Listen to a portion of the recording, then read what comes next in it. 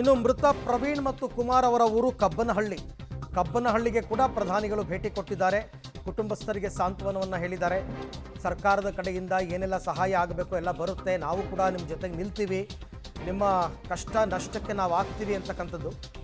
ಪ್ರವೀಣ್ ಮತ್ತು ಕುಮಾರ್ ಅಂತ ಇಬ್ಬರು ಒಂದೇ ಊರಿನವರು, ಕಬ್ಬನಹಳ್ಳಿಯವರು. ಆ ಕಬ್ಬನಹಳ್ಳಿ ಅಂದರೆ ಒಂದು ಕಡೆಯಿಂದ ಪ್ರಧಾನಿಗಳು, ಮಾಜಿ ಪ್ರಧಾನಿಗಳು ಎಲ್ಲ ಊರುಗಳಿಗೂ ಕೂಡ ಭೇಟಿ ಕೊಟ್ಟು ಮೃತಪಟ್ಟ ಕುಟುಂಬಸ್ಥರಿಗೆ ಸಾಂತ್ವನವನ್ನು ಹೇಳಿ ಅವರ ಮನೆಯವರಿಗೆ ಧೈರ್ಯ ತುಂಬುವ ಕೆಲಸವನ್ನು ಮಾಡ್ತಾ ಇದ್ದಾರೆ.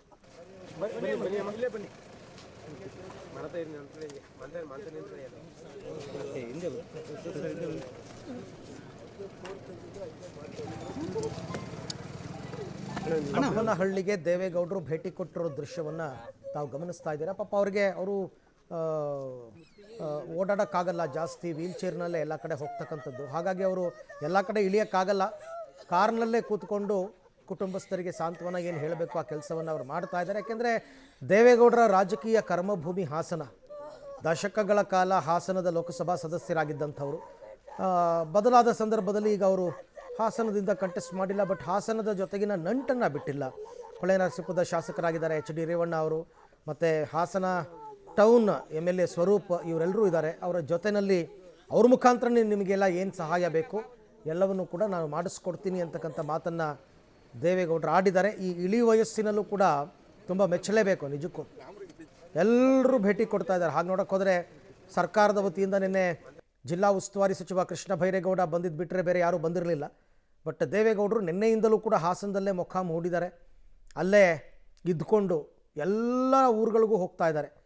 ಈ 10 ಜನ ಏನು ಮೃತಪಟ್ಟರು, 10 ಜನರ ಕುಟುಂಬಸ್ಥರಿಗೆ ಸಾಂತ್ವನವನ್ನು ಹೇಳೋ ಕೆಲಸವನ್ನು ದೇವೇಗೌಡರು ಮಾಡ್ತಾ ಇದ್ದಾರೆ. ಮಾಜಿ ಪ್ರಧಾನಿಗಳು ಜೊತೆಗೆ ಜಿಲ್ಲಾಸ್ಪತ್ರೆಗೆ ಭೇಟಿ ನೀಡಿ ಗಾಯಾಳುಗಳ ಆರೋಗ್ಯವನ್ನು ಕೂಡ ಅವರು ನಿನ್ನೆ ವಿಚಾರಿಸಿದರು.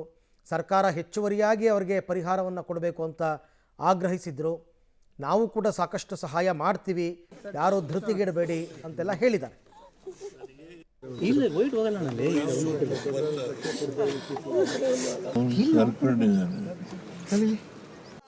ಇವತ್ತು ಇಷ್ಟೊಂದು ರಾಜಕಾರಣಿಗಳೆಲ್ಲ ಬಂದರು, ಅವರು ಎಷ್ಟು ಮುಂದೆ ಎತ್ತವಾಗಿ ಬರೋರು, ಎಷ್ಟು ಜನ ಕನಸಿಗಂದವರೇ ಮನೆ ತಕ್ಕೆ ಅವರು ಎಂತ ಬುದ್ಧಿವಂತ, ಎಂತ ಒಳ್ಳೆ ವ್ಯಕ್ತಿ ಆಗೋನು, ಎಂತೆಂತನೋ ಬಂದವರೇ ಮನೆ ತಕ್ಕೆ.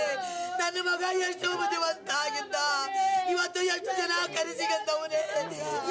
ಇವತ್ತು ಇಷ್ಟೊಂದು ರಾಜಕಾರಣಿಗಳೆಲ್ಲ ಬಂದರು, ಅವರು ಎಷ್ಟು ಮುಂದೆ ಎತ್ತವಾಗಿ ಬರೋರು, ಎಷ್ಟು ಜನ ಕನಸಿಗಂದವರೇ ಮನೆ ತಕ್ಕೆ ಅವರು ಎಂತ ಬುದ್ಧಿವಂತ, ಎಂತ ಒಳ್ಳೆ ವ್ಯಕ್ತಿ ಆಗೋನು, ಎಂತೆಂತನೋ ಬಂದವರೇ ಮನೆ ತಕ್ಕೆ.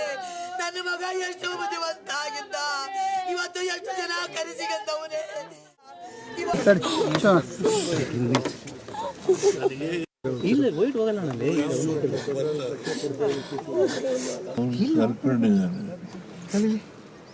ಈ ಹುಡುಗರು ಬದುಕೋದು ಹೇಗೆ ಅನ್ನೋದ್ರ ಬಗ್ಗೆ ಯೋಚನೆ ಮಾಡೋದು.